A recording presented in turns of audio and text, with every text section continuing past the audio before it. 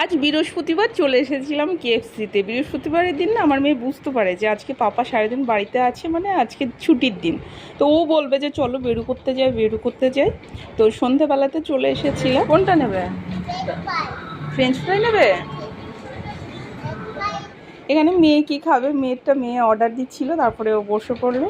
তো hot crispy chicken fry order করেছিলাম, French fry একটা মেয়ের জন্য, একটা কোল্ড ড্রিঙ্কস নিয়েছিলাম, কারণ আমার হাজব্যান্ড কোল্ড ড্রিঙ্কসটা এখন বেশি খেতে চায় না, ও তার জন্য একটাই নিয়েছিলাম।